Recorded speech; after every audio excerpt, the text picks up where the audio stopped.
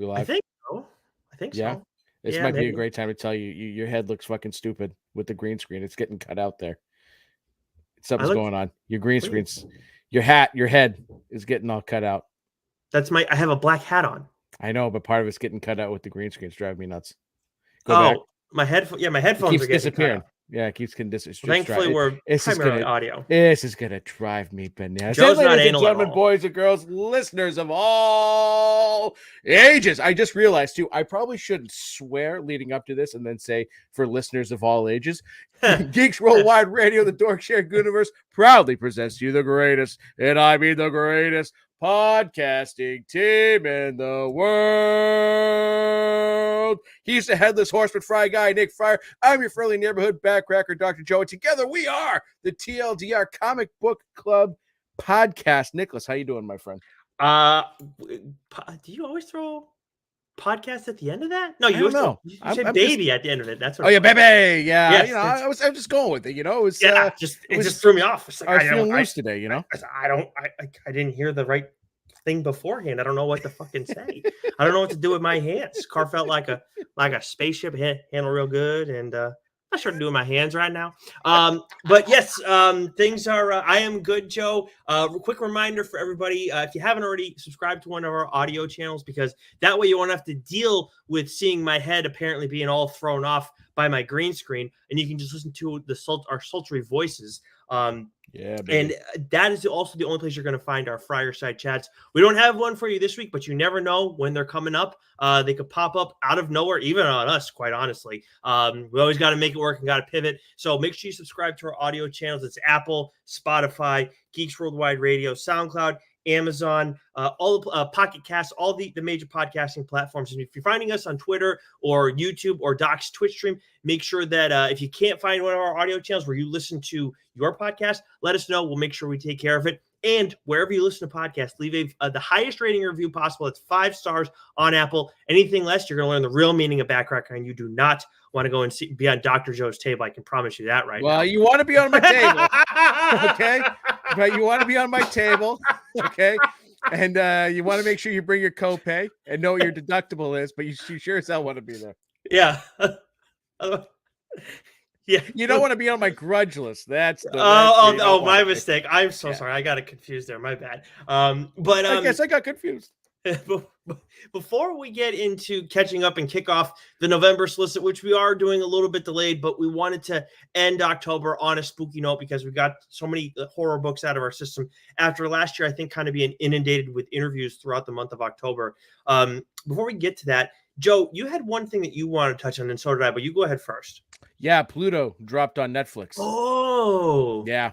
So I talked about that when we had Shime on for our most recent Manga Madness issue, and I've only had a chance to watch the first episode, but it's excellent, absolutely excellent. If you've read the book, it follows it very closely. It had, at least so far what I've seen in the first episode, it hasn't like deviated. It's been sort of cut perfectly because it's a fairly large series, so to squeeze it into 7-8 episodes is tough. But they've so far done a really great job. So I'm looking forward to this. So I highly recommend if you haven't read it, give it a watch. It's a great story. You'll absolutely love it.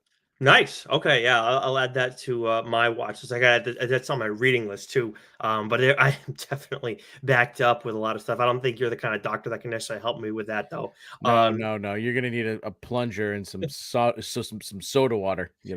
But what I have been helped with is, as you mentioned, finding interesting things to watch, especially animated stuff out there. One of our listeners, Nathan, actually reached out to us in our DMs a little while back. I think this was before my wedding, actually. And he was like, you got to get on Vox Machina. I said, after, wedding and everything, I'll have more time, which I do. Thank God. I will be able to watch Vox Machina. And I did it during spooky season as just like my own show. Didn't, the missus and I were doing all the spooky. Oh, so we lost Nicholas here. So I'm going to take the reins. I haven't watched. It was there we go.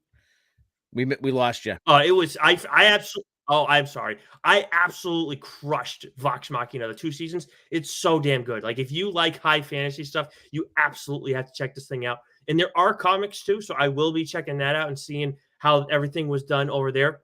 I from the looks of it, it seems like those would have come out all before the show. But that's all like from the Critical Role world and everything, which I'm not, immensely familiar with, but I absolutely love the show. So if you like high fantasy, you like animation, go check out Vox Machina. It's got great action and it is a lot of fun.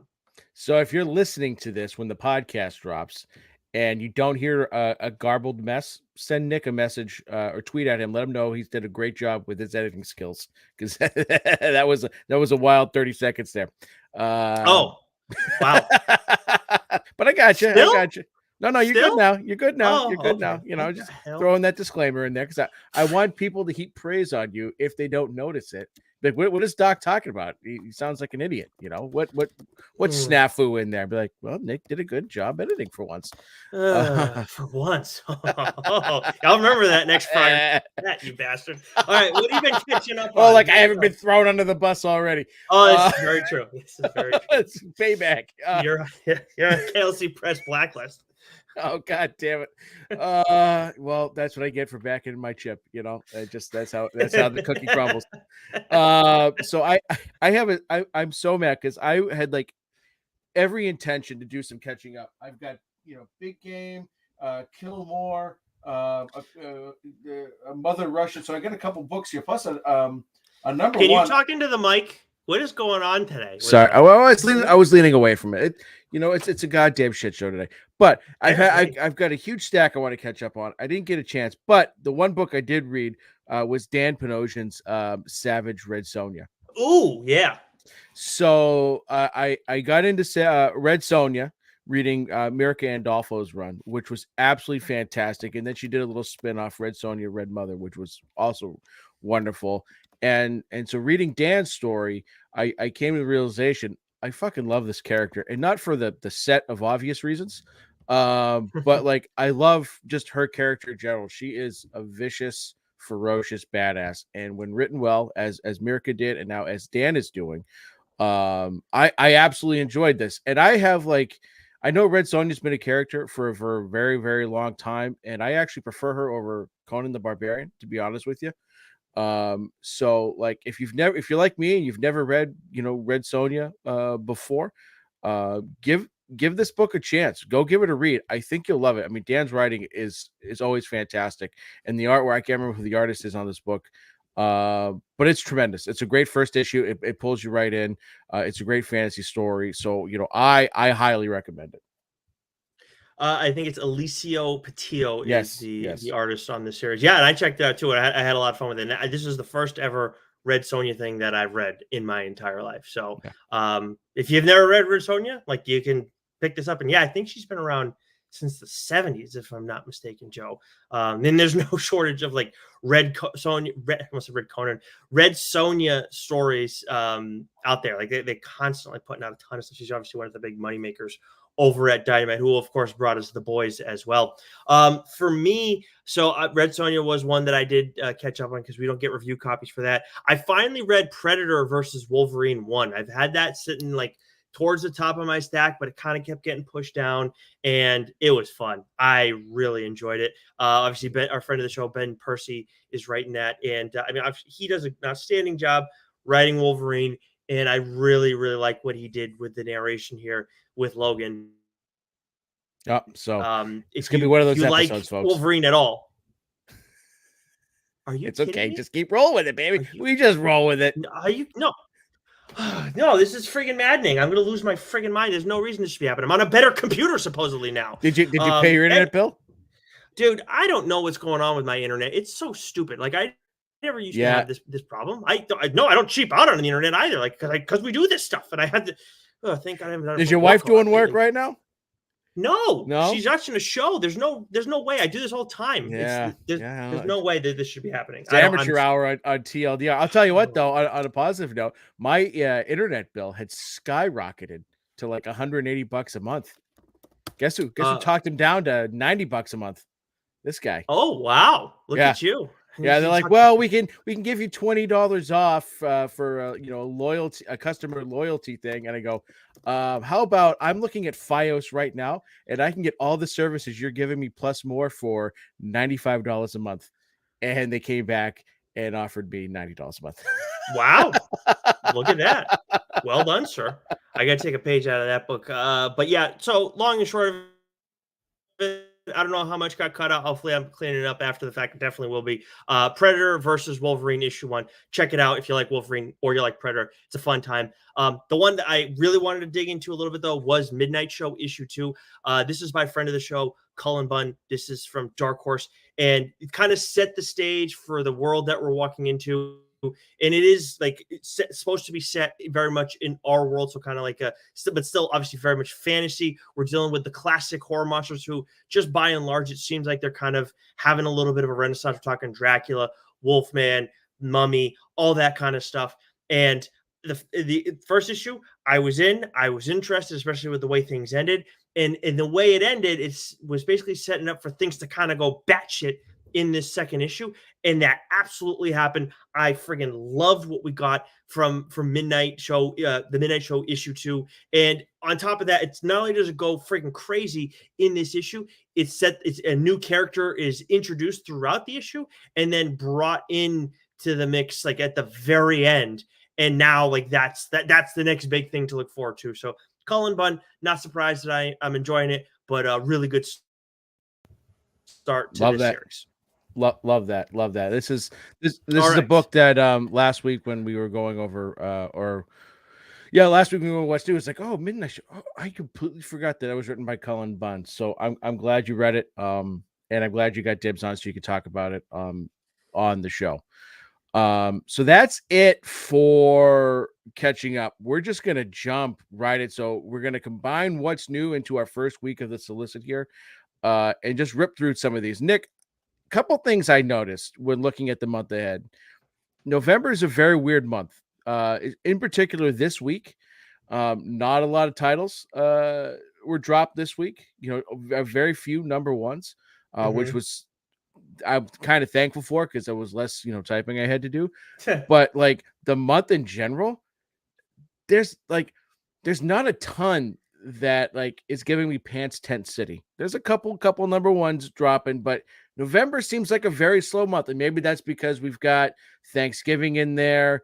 I don't know what's going on, but we'll sort of discuss this as we go on here. But and then surprisingly, and I'm thankful. Light week from Marvel.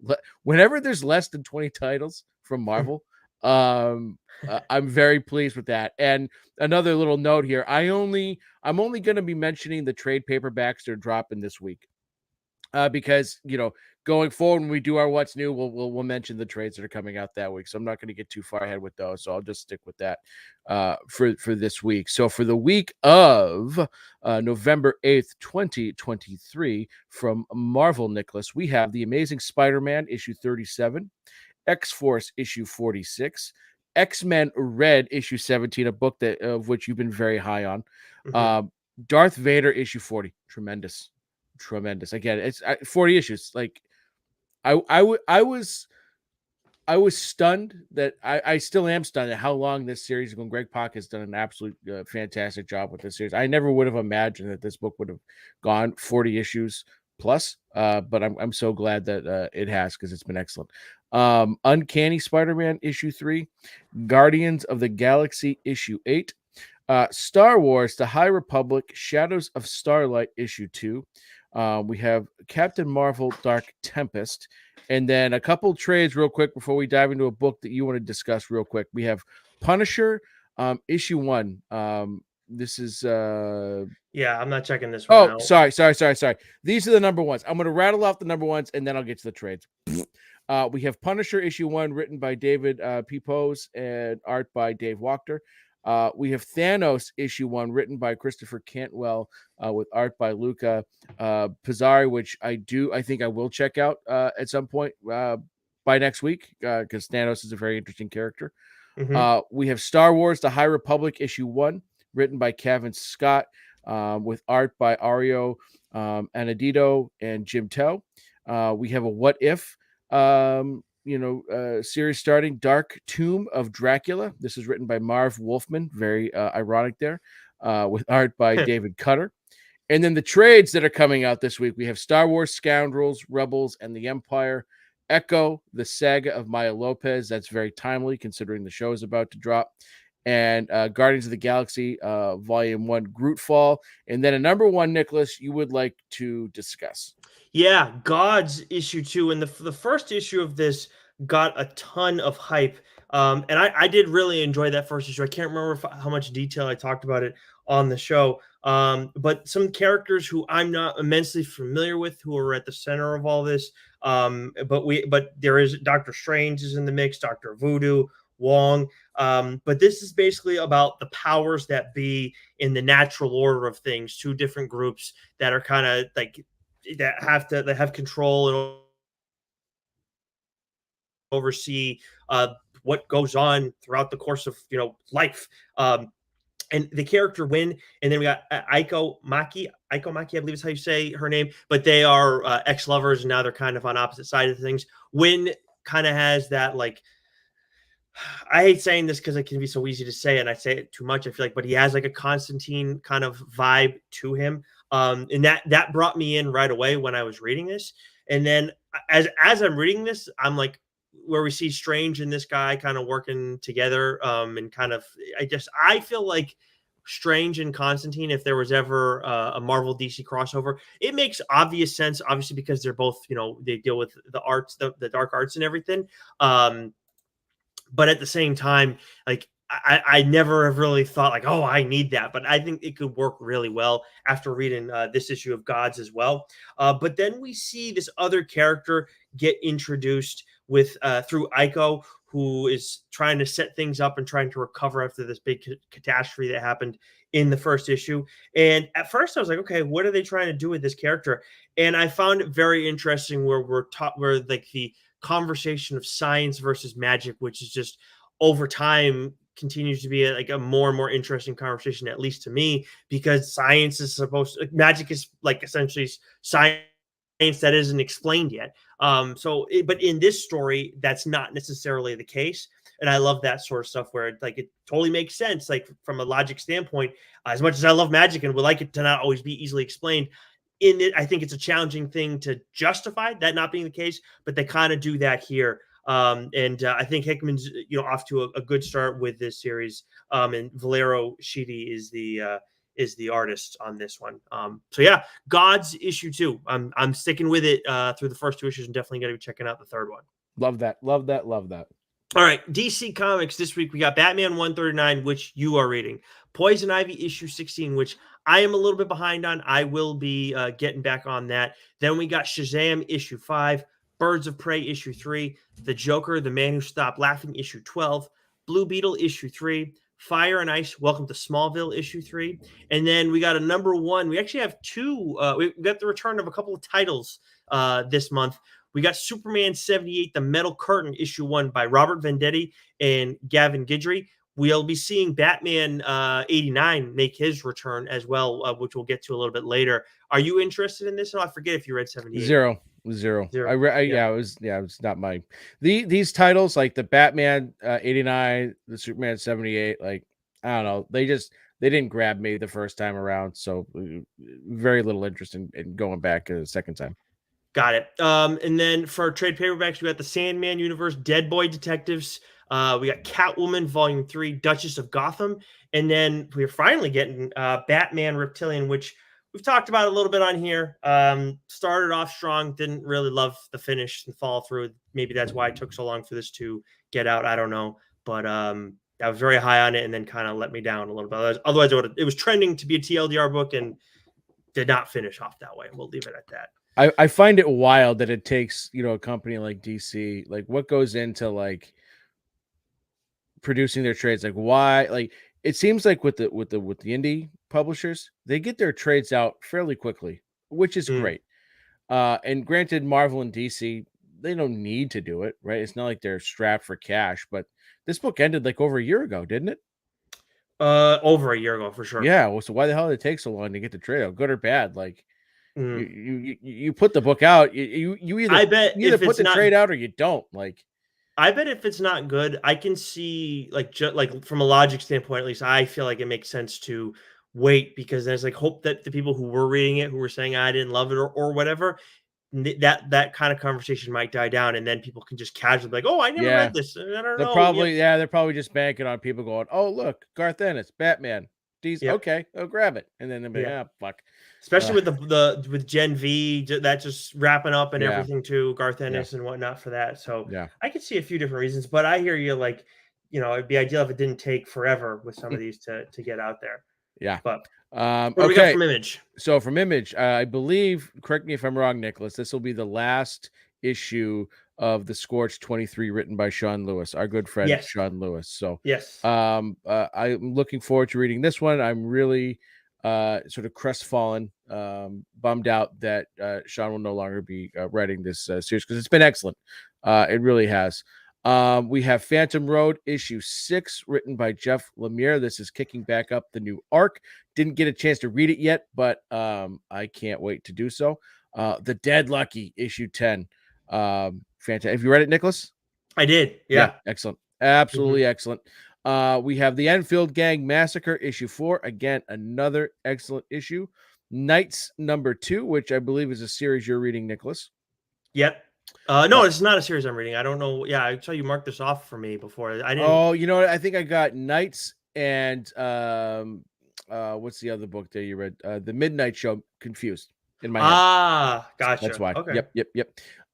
Star Signs issue 6, which I've been reading, which has been an excellent series. A couple trades, real quick. World Tree.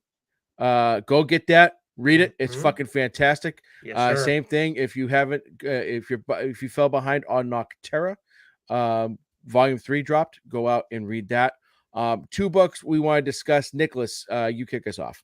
Yeah. So, midlife, or how to hero at 50, issue 2 is out this week, and this is by Brian. And I always feel like I'm butchering his last name, and I apologize if I am. Bucalato. And this is drawn by Stefano Simone with letters by none other than Hassan Osman Elau, who is just everywhere these days, and understandably so.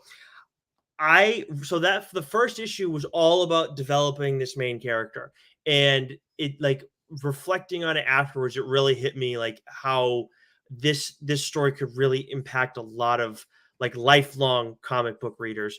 And I really enjoyed it. And then, like, at the end, you get this major development. It's kind of like, okay, this is where what we're going to be experiencing going forward with this character, and we explore that discovery at the end of that issue in the second one. But then on top of that, then we get another layer that's added at the end of in the which we get a layer added in the middle of this issue, and then a larger layer, a more significant layer, gets added at the very end, where it seems like, oh, this could go and be a good thing. It's like, oh, not necessarily. And there's a few different things going on in this issue. I really enjoyed it. I think this is one of those where there's a lot going on with not just the main character, but his two best friends, lifelong best friends here.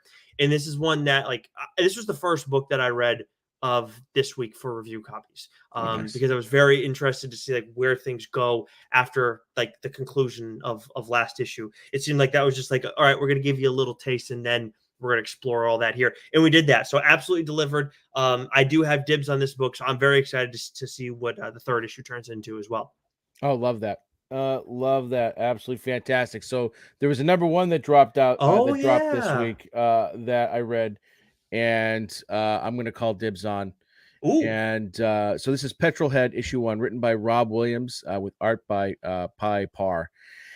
And again, like I always try, like we both try to read the number 1s that come out, whether it's Image, Boom, whatever it is. We want to read the number 1s because I think those are, especially for those that watch and listen, who enjoy the what's new and are looking for new things to read, as opposed to like, or stay current with what's coming out versus just catching up on or discovering new stuff for the first time. And a lot of times they're hits and sometimes they're misses. This is an absolute hit. um this is, again, like there was a period of time like 2 years ago where it seemed like every new book that was coming out, whether it was Image or Boom or whatever, it was like a a dystopian future, you know just absolute sort of like chaos, nuclear war ridden, futuristic story.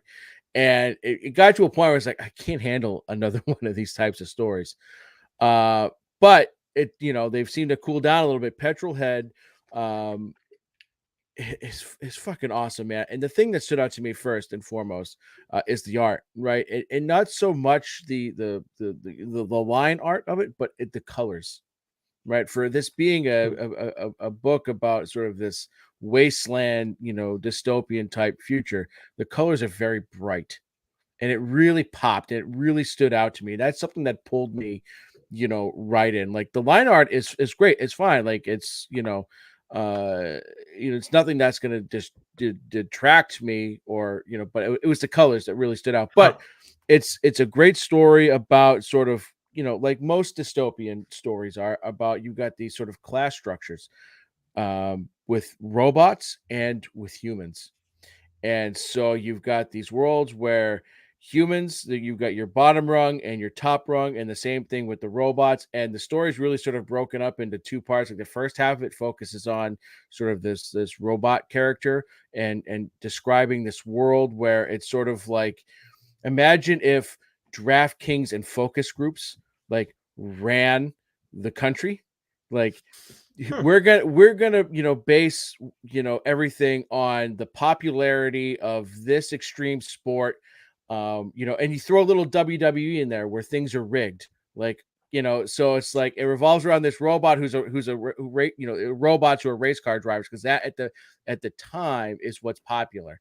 And it was really fascinating to see that. That's where we get sort of introduced to the main robot character, and you get his little, sort of origin, or not origin, but you get his initial story. And then the second half revolves around a father who's a scientist, and his daughter who, is sort of been tasked with, how can we, how can we survive, right? Like they live in these domes because the outside world is toxic, and he's trying to figure it out. And then the way it ends, where those two, the robot character and the human character sort of intersect, and then how it finishes. It was just really well written. It's a very fascinating story. The colors absolutely blew me away, because that's not what you expect for this type of story. It was very, very vivid with the sort of the oranges and the reds and things of that nature. So love. I can't wait to read the second issue. This first issue did everything it was supposed to do. So dibs, dibs, dibs. Petrolhead issue 1, Rob Williams and Pie Bar.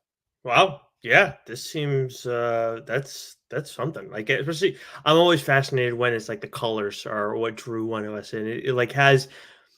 I think that because we're so we're much more line art driven, which I don't think we're in the minority on that one at all. But I think when like the colors are what really wow us, it hits us it hits us differently, like how we feel about that book, at least off the rip.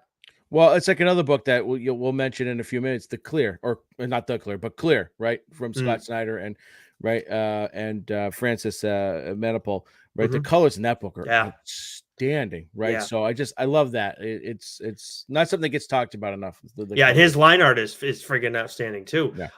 Then from AWA, catch your breath, Joe, because you got another book that you want to talk about from AWA that's out this week. Yeah, sure do, sure do. So, the Madness issue 4. So, again, like to reiterate, the first issue that dropped several months ago, I declared as my favorite first issue dropped from AWA this year. Yep, that's right. This series has been, outstanding. This is something that we'll talk about at the end of the year, especially when we start handing out our awards. Uh, but I I I was thinking about this. It's very difficult for me to think of a studio this year, a publisher this year, that has had a better slugging percentage than AWA. I mean, this is like Barry Mhm. Bonds on the cream and the clear, Could argue batting slugging average too. percentage esque, right? Batting average, slugging percentage. I mean, everything like across the board. This is a Ted Williams esque type season they're having. DiMaggio 56 game hitting streak. So if Ryan Parrott is listening, I'm giving him his sports talk.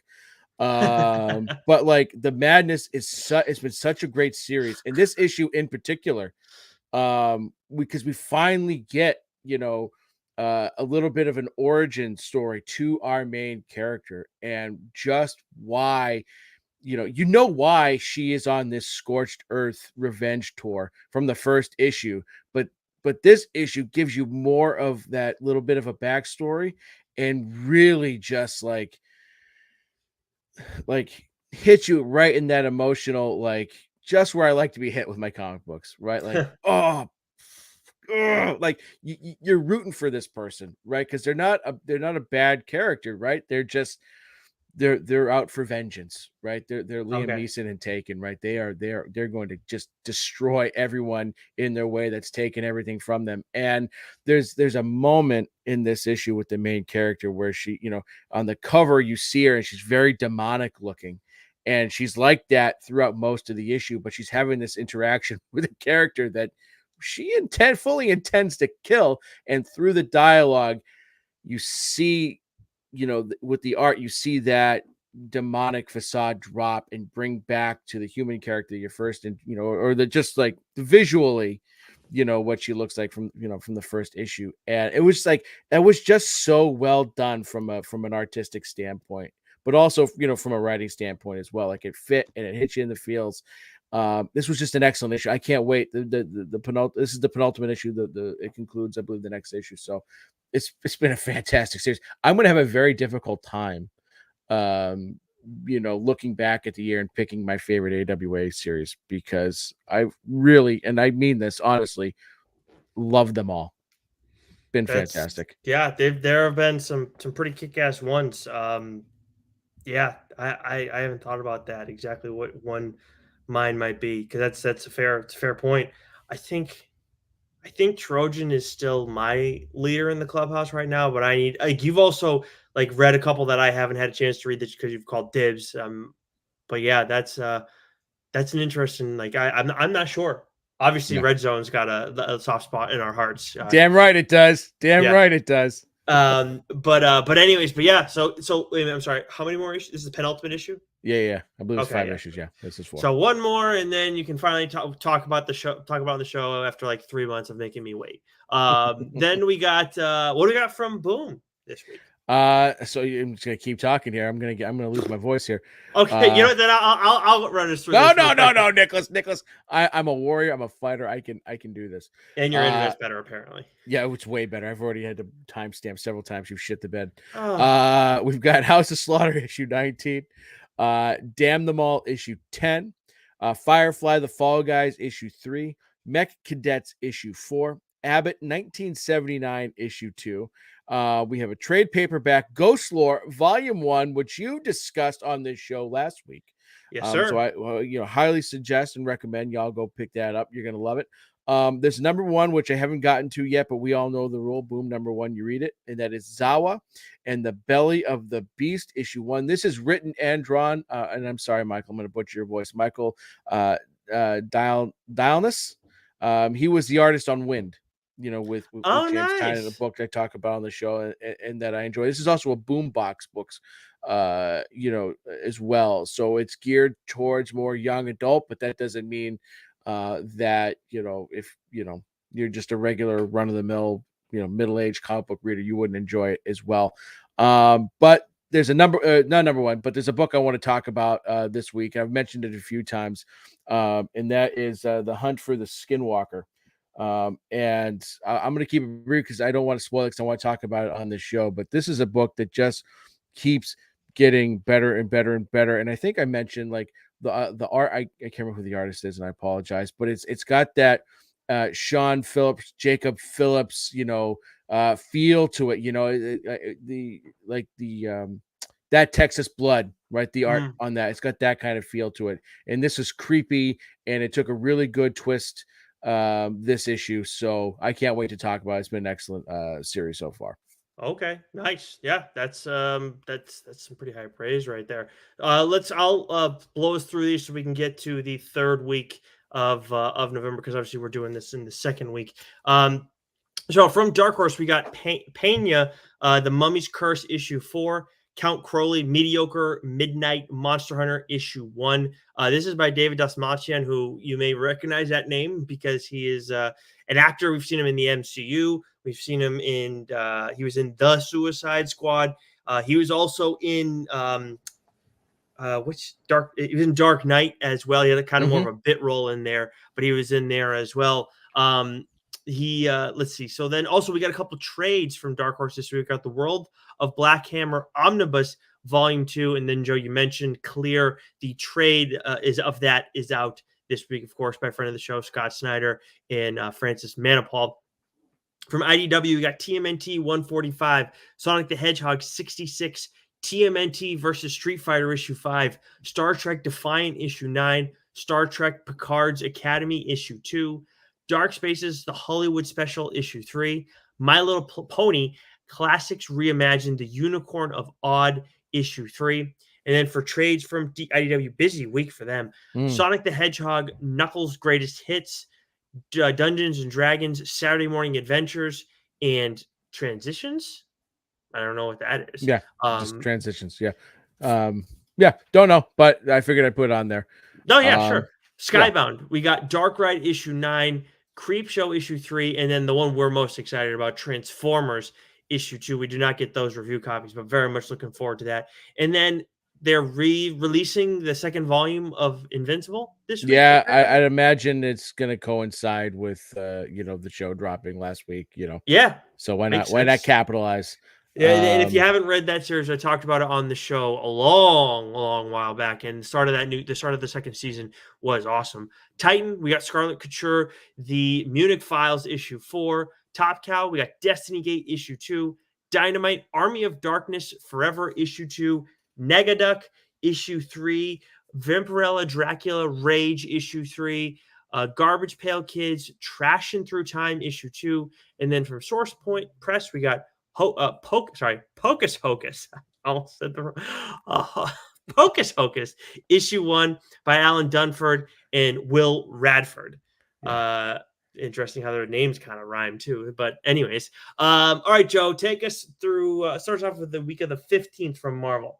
Yeah, so for November 15th, 2023, the year of our Lord, that is for Wesley, from Marvel. Yeah, now Marvel's back on their bullshit here with 1,000 books coming out. But here we go.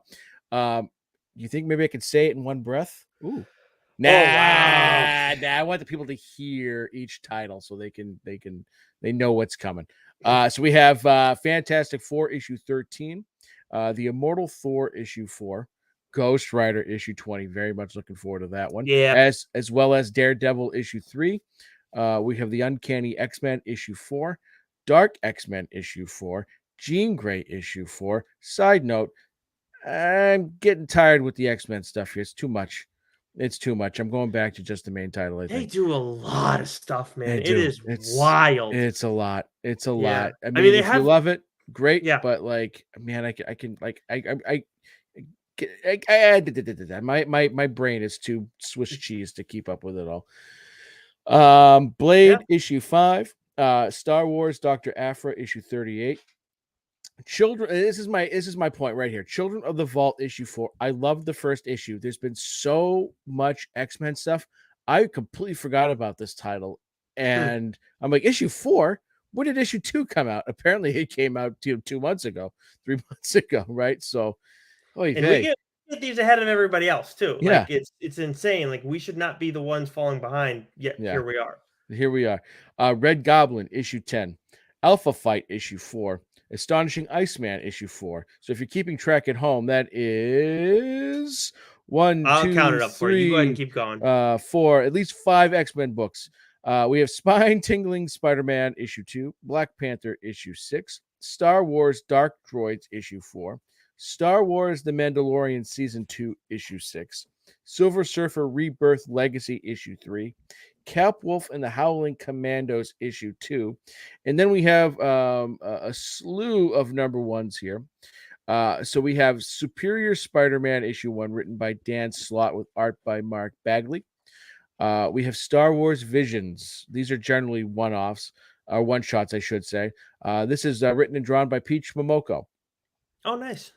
We have Deadpool 7 Slaughters. So this one is more of an anthology issue. We have several writers such as Gail Simone, Cullen Bunn, Mark Guggenheim, Cordy Ziegler, Justin Ireland, and then a whole slew of various artists to go along with each story.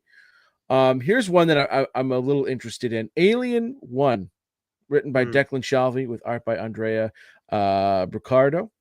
In deep space spins a world infected by the universe's greatest killers. Most people, sane people, would construct a barrier thicker than the hulls of 10 Nostramos and leave it to rot. But where most people see a death trap, Wayland Utini sees the biggest payout in the history of civilization.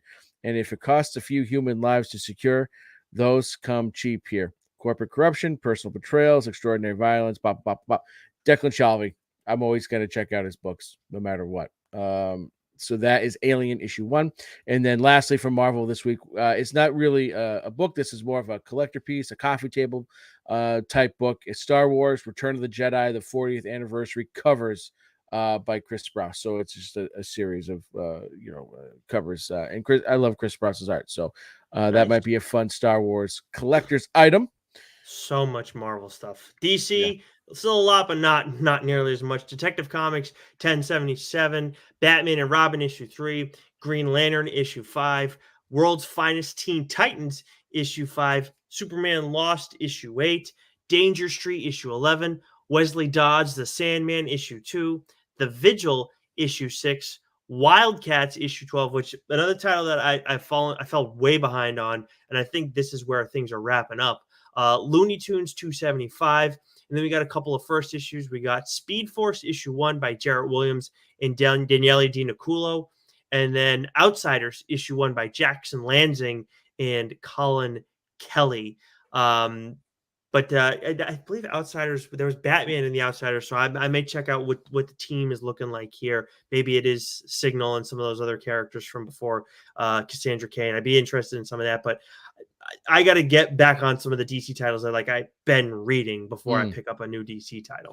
Right. But this one, interesting. This one kind of piqued my interest a little bit, for sure. The Outsiders there, from Image. This is a week from Image, man. Yeah. Who, baby, this is a week from Image. So we have Spawn 347, Gunslinger Spawn issue 26, I always do this. Fish Flies issue 3 from Jeff Lemire, The Cull issue 4, with Something Epic issue 7, Time Before Time issue 29, The Forged issue 6, Hexagon issue 3, D Cuts issue 4, a book I'm really, really, really looking forward to. That's A Haunted Girl issue 2. We have Terror War issue 7, Scrapper issue 5, Junior Baker, The Righteous Faker issue 3. And before we get to the number ones, Nicholas, this is the other book that I'm really, really, really, really waiting for. And that is Philadelphia issue 31 making its return after the jaw-dropping end to the last arc. Yes. Where we do we say?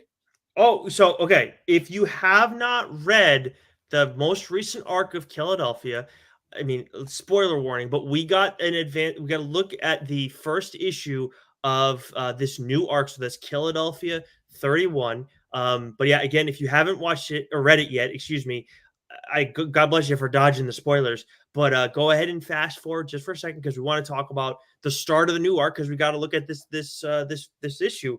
And it freaking kicks ass. We have Spawn we have Spawn on the main cover, so obviously everybody's gonna know. But I do want to note at the end of this issue too, Johnny Gatlin. That's also a title that I've been really excited about. That is in Rodney's what do you call it, Substack. So we're getting to meet that character who's also in the Philadelphia universe. But I'll tell you what, man. So we have Jason Sean Alexander doing art here, and also Herman Soup is also involved in this issue again as well after doing all the pencils, I believe, for all of last arc.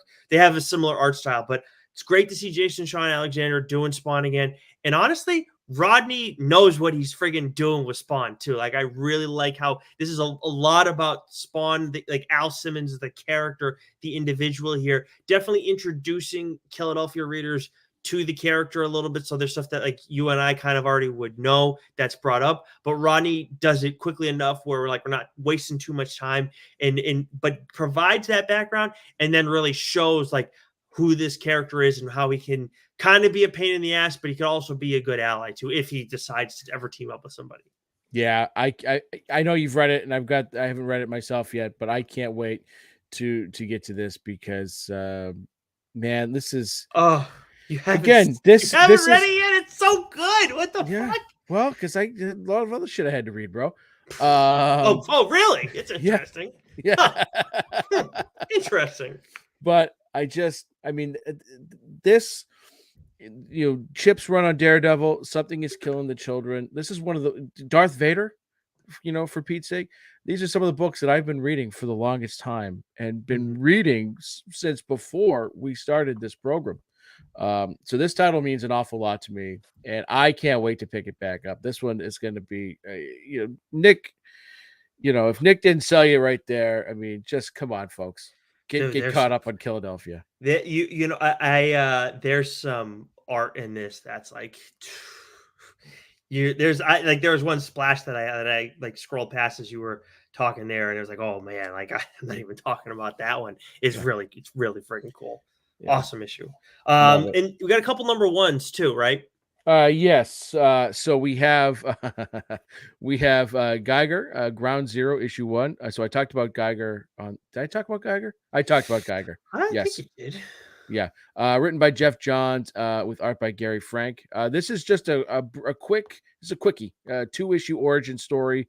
Gives you some more. This is takes place before the events that happened to Geiger. So I'll definitely read this because I love that world. I want more from Geiger if we're being honest. We have Dutch. Issue 0. I hate when they do this. Just issue 1, please. Yeah, I'm not a huge fan of that. Written by Joe Casey with art by Nathan Fox, but a book you so deviantly stole from me and called dibs. Nick, see what I did there? Wow. Yeah. Why don't you tell the people what it is?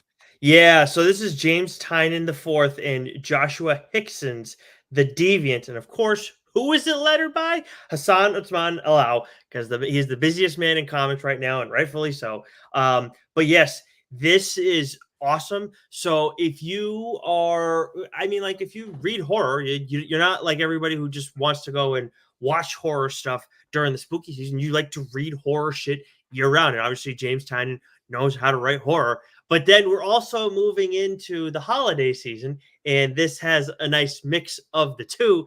And if you've seen the cover, which you probably have if you're on Twitter, I believe you have as well, Joe, but you have this like character who seems to be middle of like a backwoods kind of highway, sort of like a small town highway. He's standing there and he's got this mask, and it looks like he's like a shopping mall Santa, with like a Phantom of the Opera kind of mask. So it's very freaky looking.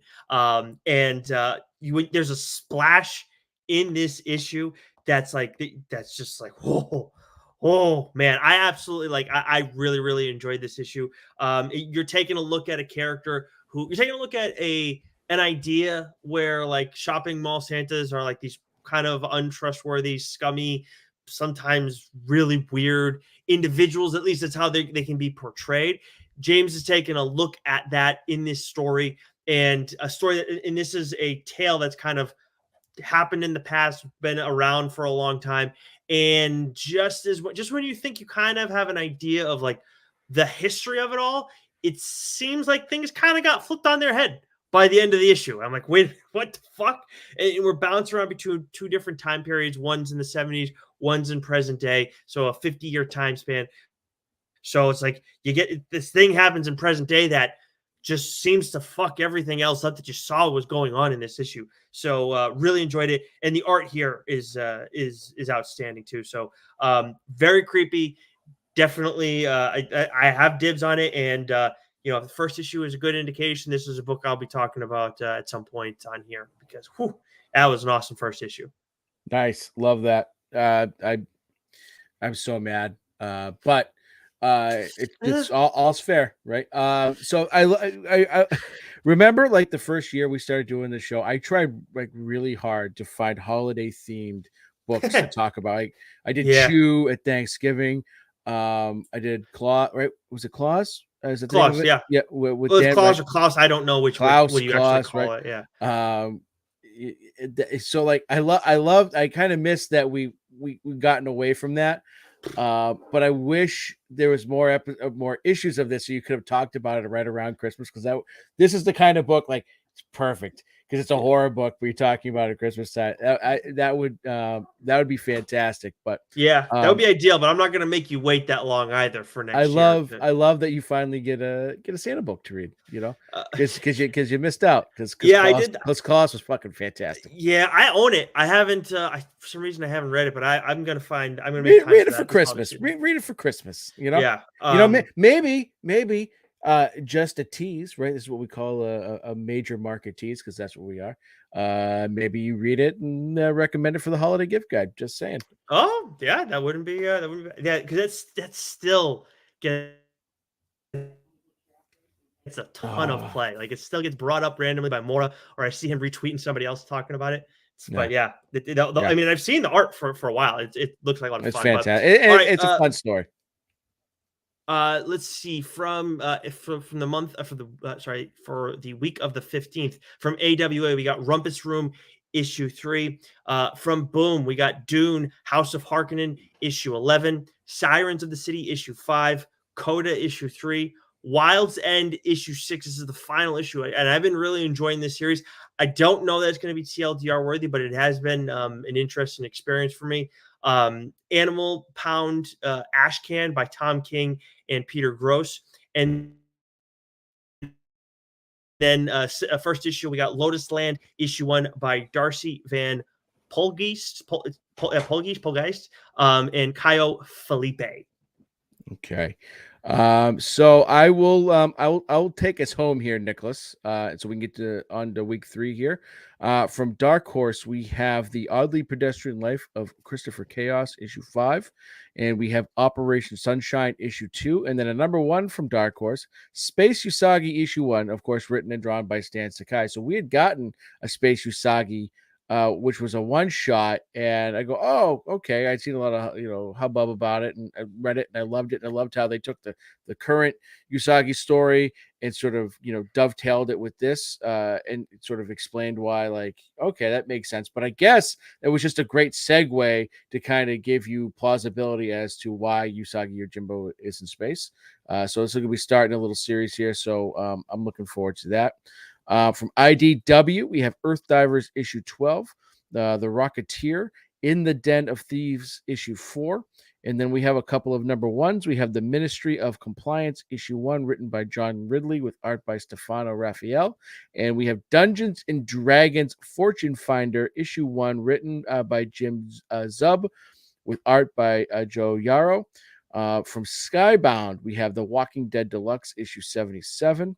From Vault, Door by Door, Night by Night. Now it says, League of Comics Geeks has 7 and 8, issues 7 and 8 coming out. I kind of think this might be the case because I thought I read about something where one issue was a little bit oversized and they were dropping. So just be on the lookout.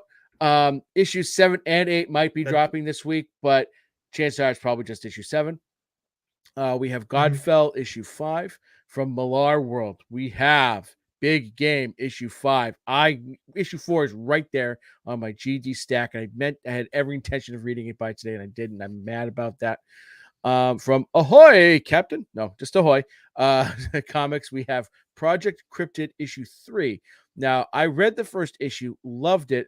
Apparently missed the second issue. If I can't find it Newbury Comics tomorrow, I'm going to grab it digitally because I really love the premise of this. So each issue has a couple of different sort of cryptid type stories in it. From Top Cow. I was thinking of the Simpsons gag with Christopher Walken reading Good Night Moon, cow jumping over the moon. Kids, scooch close. That's not bad. Don't make me remind you about the scooching. From Top Cow, we have Antarctica issue 5, which I've been reading and absolutely loving. We have Siphon issue 1, written by Moshin Ashraf with art by Arish Akanda. You should just do that voice anytime you don't know how to say somebody's name. You're right. It covers you perfectly. And then from Dynamite, we have Red Sonja issue 5. This is not Savage Red Sonja, written by a friend of the show, not Declan Shelby. Who's written Dan Panosian. Jesus Christ. This is just regular old Red Sonja, issue 5. But there's a book I wanted to mention here, Robert Jordan's Wheel of Time, The Great Hunt, issue 1. This is apparently being adapted from book 2 of the Wheel of Time series, and this is being adapted by Rick Hoskin with art by Marcio Abreu. Yeah, it's interesting. Do you watch that show? Because I do.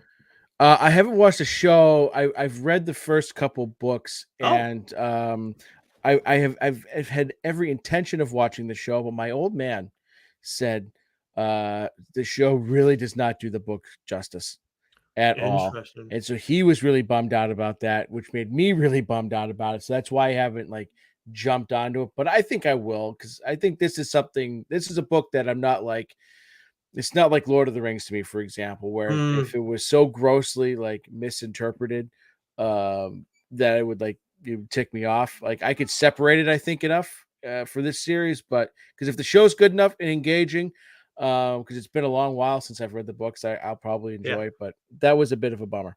The missus loved it, and I liked it. Yeah. We didn't. Neither of us. I don't. As far as I remember, she didn't read the books. But like that came out around the same time as Shadow and Bone, which I don't know if you remember me raving about that one. But it's like kind of. It's not the same thing, but they felt like they were cousins. You know, in ways to me, and I loved Shadow and Bone, so it was kind of like a step down, not just from like a story standpoint, because the story was interesting, but some of the characters are a little bit more annoying, or just annoying in general, where you don't really get that in Shadow and Bone, and just some other things that weren't quite as on the same level. But I'm excited to watch the second season still. Maybe they make some improvements. But again, the missus loved it. All right, let's go to the week of the 22nd. Okay, so 11/22/23 from Marvel Comics, we have The Amazing Spider-Man issue 38, Wolverine issue 39, Immortal X-Men issue 17, The Incredible Hulk issue 6. Spider-Man.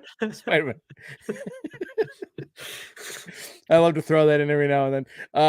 The Invincible Iron Man issue 12, Uncanny Spider-Man issue 4, Star Wars Bounty Hunters issue 40, Moon Knight City of the Dead issue 5. You were aghast. Did you want to say something? I cannot believe that Star Wars Bounty Hunters has gone on for this long. I read the first arc and I was like, okay, like it didn't do a whole lot. I still own the second trade and I have not given it a look. But like that was, I remember seeing it. I was like, oh, and it had been going on for a little bit, and I was like, I need to check this thing out. I was like, okay, like maybe I need to go back with like just give it another look again. But I like to see 40 issues. It's like that's huge. I mean, for Marvel to keep it going that long. Well, it's the same thing with Dr. Aphra. It's like in its 30s, I think.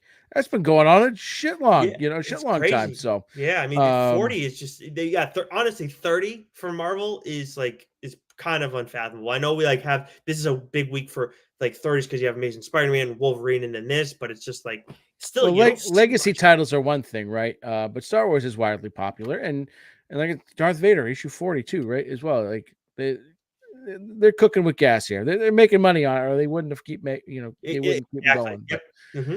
But Moon Knight City of the Dead issue 5, The Sensational She-Hulk issue 2, Avengers Inc. issue 3, Captain Marvel issue 2.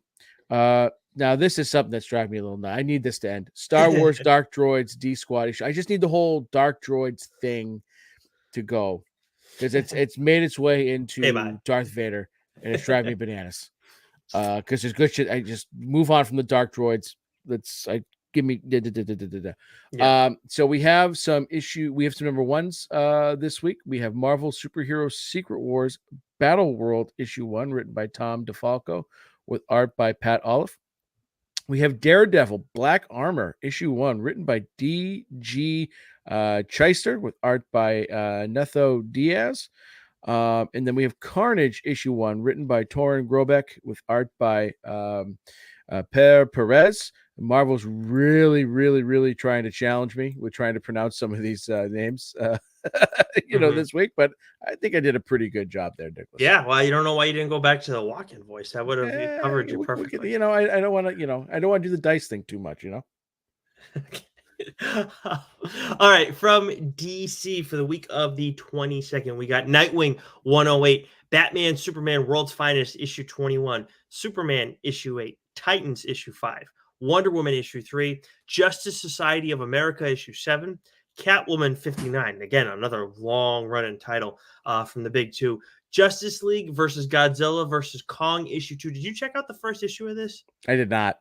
I meant to, just because it's like, oh, it's could be fun. But I didn't. So maybe I'll try to squeeze that in before we get to this week. Green Lantern War Journal issue 3, Jay Garrick The Flash issue 2, Hawk Girl issue 5, Harley Quinn Black, White, and Redder issue 5. Correct. I don't remember if you have watched any of the Harley Quinn show on Max. The cartoon? Yeah. Yes. I haven't watched the latest season that's out because we're in the middle of watching 4. Yeah, it's all done because they do week by week release, but it's all done.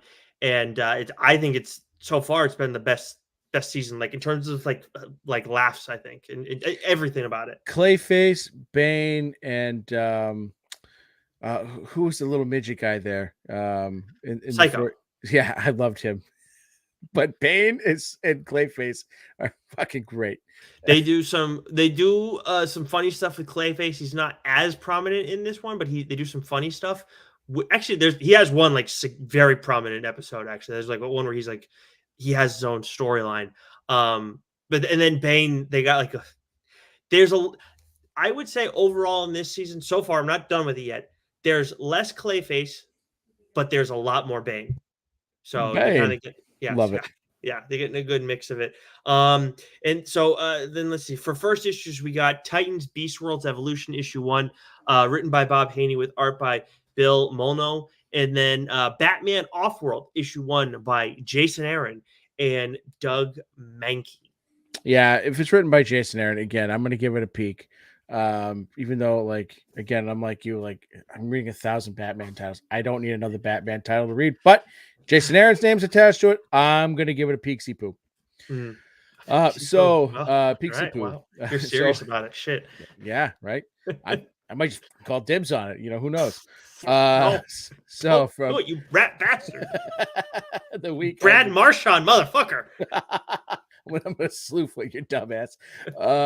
So the week of the 22nd, from Image, we have Tenement issue 6, Kill Your Darlings issue 3, Hack Slash Back to School issue 2, Kaptara Universal Truths issue 4, and then we have a number 1. So it's a light week from Image, and again, this is Thanksgiving week. You know, Marvel said screw it, we're going to put out 1,000 books this week, but everyone else is taking a more sort of measured approach here. But we have the Holy Roller issue 1.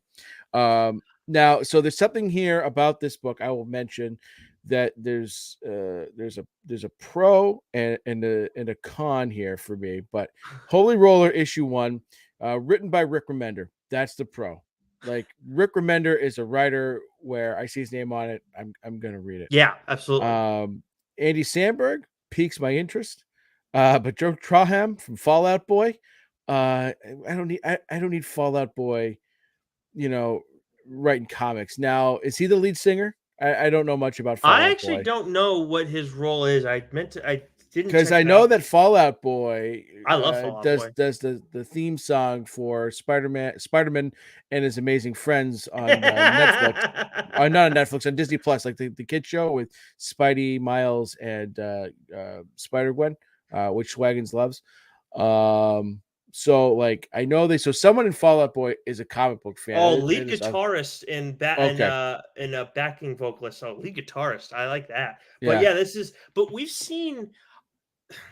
I don't need celebrities writing my comic books. I know, but isn't it? I think it's My Chemical Romance that did. Oh God, what's that show that Laura loves that I haven't read yet? Umbrella Academy. That was by Panic at the Disco. Geez, what did I just say? My Chemical Romance. Like I think that there's like two brothers or something like that. And obviously that was a big hit series. Yeah.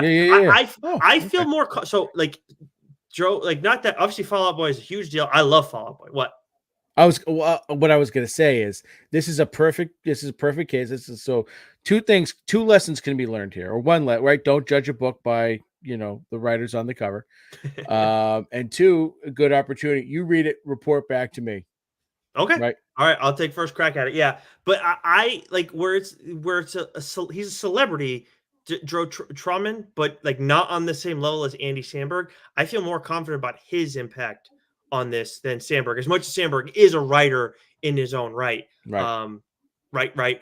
Yeah, I don't know. I don't know. This is like this. When I saw this was announced, it was all about like Remender's doing a book with Sandberg. Like I didn't even know Truman was in on this till we were getting ready for the Solicit. So this is I'm so just a real quick thing on the a synopsis. So these three get together to write a comic about a vigilante hero who smashes people's face with a bowling ball, and everyone's dreams have come true.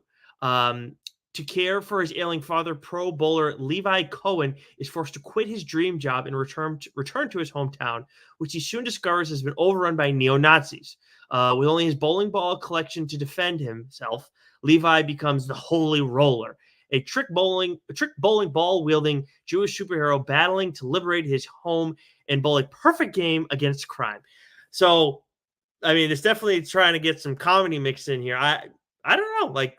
We'll see. We will see. I'm going to be checking it out. This will either be like fantastic or it's going to be high kicking hamster karate book, whatever. Oh God, I think I got rid of that on our. I got rid of it on here.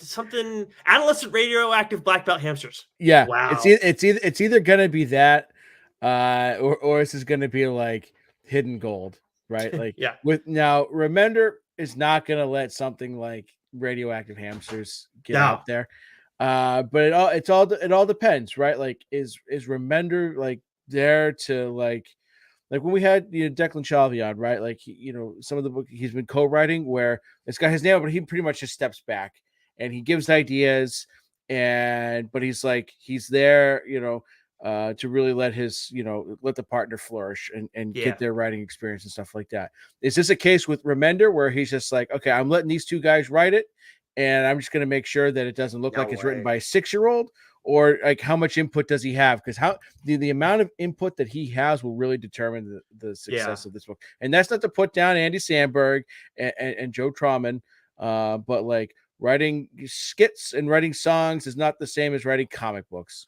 No, right, 100%. So we'll see. It's like I said, this is either going to be. There's not going to be any happy medium with this. It's either going to be hysterically awesome or hysterically bad. Yeah. So report back, my friend. I will absolutely. Hopefully, I'll be calling dibs on this one. From Skybound, we got Void Rivals issue 6, Universal Monsters Dracula issue 2, which Joe had very high praise after the first issue. From Boom, we got Mighty Morphin Power Rangers issue 114 and The Expanse Dragon Tooth issue 7. You want to take us through these other ones? Because there is one book that I want to dig into towards the end of this week. Okay, you got it, my friend. This is picking each other up. I love that. Look at you. From Dark Horse, we have Star Wars Hyperspace Stories issue 11, Black Hammer: The End issue 4. You got to stop doing the goddamn dashes. Do the vertical lines like I do. Oh, man. No, I'm sorry. I forgot you didn't like Jesus that. I'm Christ. so sorry. I'm an old man. I don't feel that bad, everybody. Yeah, but I'm sorry, Joe. I'm so sorry. I'm not that sorry. Yeah. We have Giant Robot Hellboy. Did I glitch out again? Sorry. You did. I timestamped it. God damn it, not again. Oh, no. You sound like shit. I don't know what it is. Maybe that's just your voice. Fuck you, Joe. Who said that? Giant Robot Hellboy issue 2.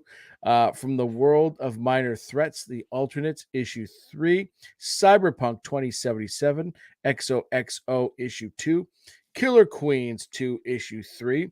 And then we have a couple of number ones. Is there anything you want to talk about in this selection of books, Nicholas? No, I don't think so. There were some that it seemed interesting, but I think it was Lunar Lodge issue 1 and Moral Terror. I might check out, but not enough that I want to dig into them. Well, let me rip through these real quick. Then, so we have Lunar Lodge issue 1, written by Tyler Marcia, with art by Mirko Kolak. We have Mortal Terror, written by issue 1, written by Christopher Golden, Tim Levin, with art by Peter Berting. We have Quick Stops, Volume 2, Issue 1, written by Kevin Smith, with art by Ahmad Rafat. And then from IDW, we have Star Trek, Issue 14, Bryn Mawr, Issue 5, Dark Spaces Dungeons, Issue 2. Very much looking forward to this. We have Dark Spaces Good Deeds, Issue 6.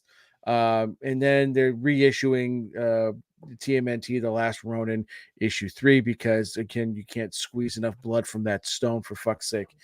Give it a rest. Let it be. It was a great book. An ASMR show. Yes. Okay. And then we have Adam's Family, Charlton's Web, issue 1, written by Leah Williams with art. Charlatan's Web. Oh, what did I say? Charlotte's Web? Charlton's. Charlton's. Charlton's. Like Charlton's Chew. Burma. Why'd you say Burma? I panicked. You take us home, dipshit, okay? The Ribbon Queen, issue 5. I'll tell you what. That would be a book that I would try. I could try and do a whisper episode for the Ribbon Queen. That'd be the perfect one to do it for. Oh, for fuck's sake. Yeah, you get Keith on for that one. Fucking like spine. I don't know what just happened. Nick just went. Conan the Am I back now? What is going on? Anyways, I don't know. Conan the Barbarian, issue 5 from Titan. Robotech, Rick Hunter, issue 3. And then for the number 1 that they have out that week, Forgotten Runes, Wizard's Cult, issue 1. Ruins. From Dynamite. What? Ruins. Okay. Well played, Mauer. Let's see. From Dynamite, we got Gargoyles, issue 11. Disney Villains, Hades, issue 4. King Kong, The Great War, issue 4. Pathfinder, Wake the Dead, issue 4. Then from Source Point Press, we got Franklin and Ghosts, issue 4, which is the follow-up series to Franklin and Bash, which was going to be the next show on I've Heard It Both Ways, right? I believe so, yes. Yes, nice. Yeah. And then we got Seance Room, Harry's Opus, issue 1. This is written and drawn by Penn Templesmith, who was the artist on 30 Days of Night. And then we got Distillery, who we only, they only have so much that they're putting out right now. What? Real quick. Distillery, your content is awesome. Your books are too fucking big. They're black label size books. Mm-hmm. Too big. Too big. I can't put them in a long box. I can't board and bag them. They're too big. Make them smaller. Standard issue. Please and thank you. Okay. All right. Well, we got Somna issue 1, which I am calling dibs on this series. This is written by Becky Cloonan, and it is drawn by Tula Lotay. And I just put out one of the covers from Tula Lotay for Sirens of the City from Boom Studios. And God, her art is friggin' outstanding, man. Not that you need to hear it from us, but if you haven't checked her stuff out before, you're missing out.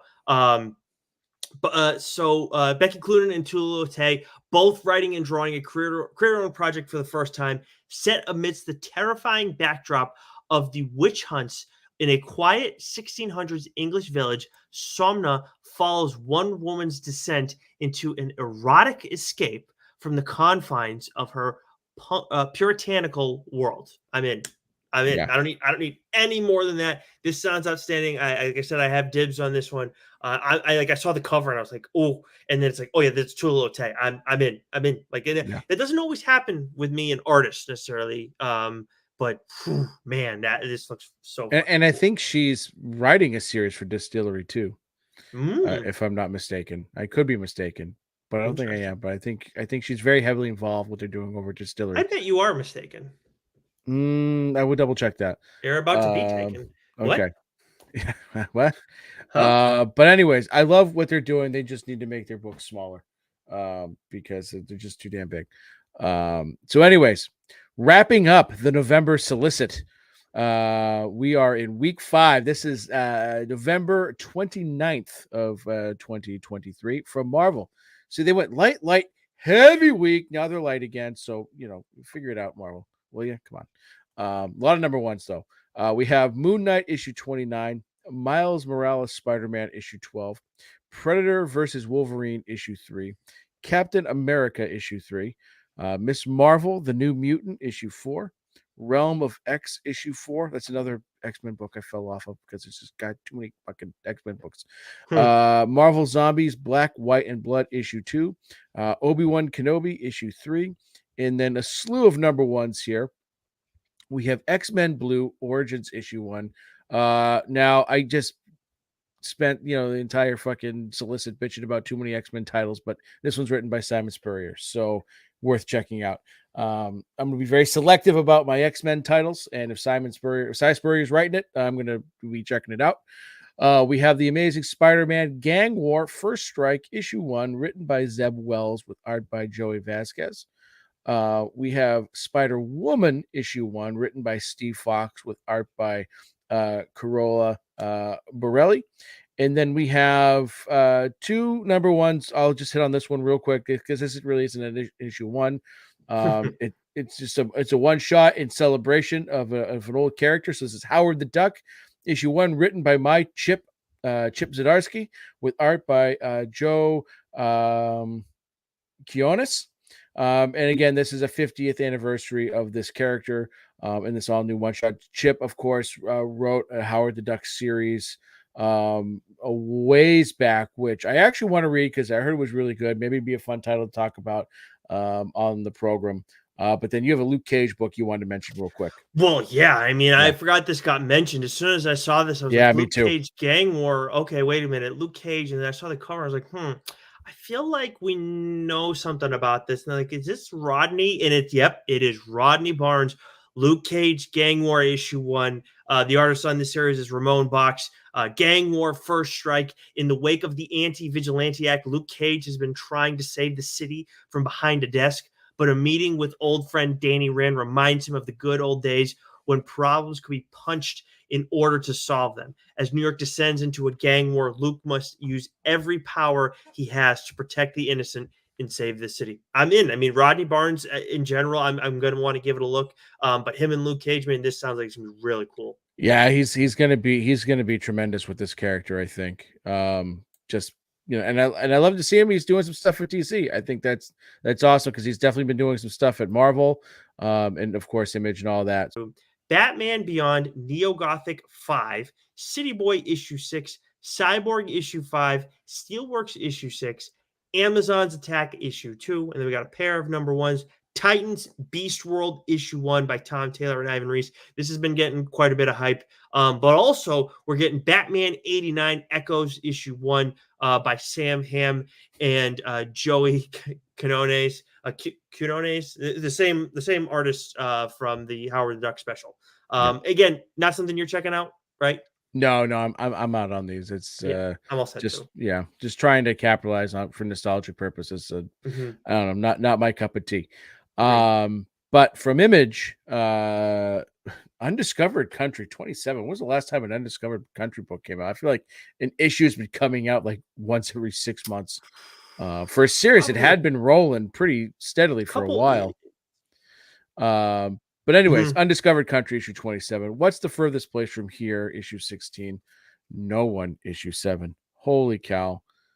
Issue 6. The podcast accompanying it. Oh, fantastic. Yeah. Love how they handled it. Local Man issue 7. Swan Songs issue 5. Kaya issue 13. Eden 1 issue 2. Very much looking forward to that one as well. Poor Evil issue 4. The Schlub issue 4. You gotta stop doing that. Is just fucking weird and awkward when you do that, Nicholas. And then Quest issue 4. And then we have an issue. We have a number 1. Crave number 1, written by Amari Lovett. Nicholas, take us through the next few here. Yeah. All right. Let's see if the internet holds out just a little longer for us. So Firepower issue 29 comes out from Skybound the week of the 29th. This is wrapping up at issue 30. I actually read the first volume of this on my honeymoon, and I'm planning on getting in on all this. So we'll see if I can catch up for the finale. Like I kind of like what I did with what was it back in the day? Breaking Bad. I did Breaking Bad back in the day. But anyways, from Boom, we got Something Is Killing Children issue 35. Grimm issue 15, Alice Never After issue 5, and Slow Burn issue 2. What a week for Boom. And then we also got a first issue. We got some more Berserker. Fallen Empire issue 1 by Mattinson, Tomlin, and of course Keanu Reeves. Smart got out. The artist on this is Rebecca Isaacs. From Dark Horse, we got Drive Like Hell issue 2 from Rich Douek and Alex Cormack, which we talked about on the show a while back. And obviously you've talked about some titles. Obviously we've talked about Cormac a lot, and we're talking about Douek more and more as well for some of the stuff he's done at IDW. Speaking of which, Teenage Mutant Ninja Turtles Saturday Morning Adventures issue 7 is out from IDW this week.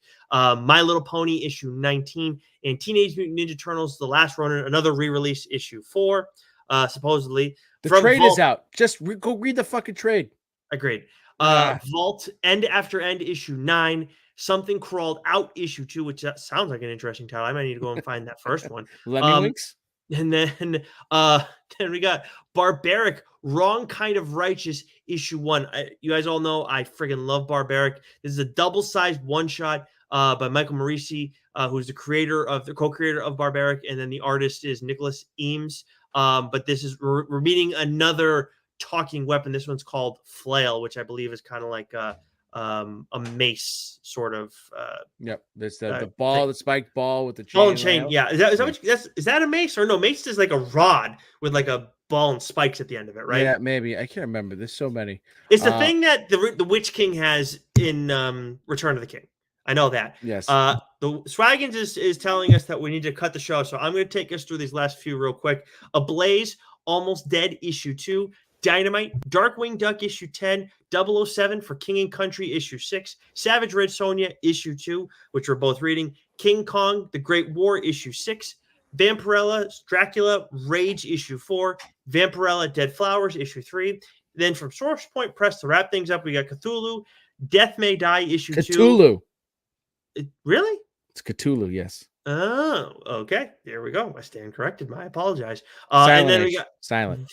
Oh, I mean that is how it's spelled. And then there was Another Life issue 1 by Lindun Radchenka and Stephen Cowell. And that is a fucking Solicit, and I can't wait to have to go back and fucking edit this thing. I'm so goddamn annoyed. Imagine if we had to do the extra week. If it was a 5-week issue, we would have been here until tomorrow. This is that's all right. Well, mainline is the plan for next week, but you never know. So make sure you subscribe to the audio channels to make sure you get the podcast delivered to your listening device, whatever that is.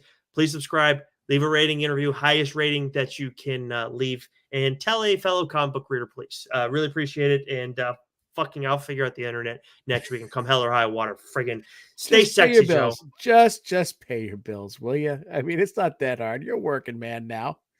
Stay sexy. Yeah, you're a draft. You got that DraftKings money. Come on now. Come on. Place a winning bet for once. I hope Is it going to end?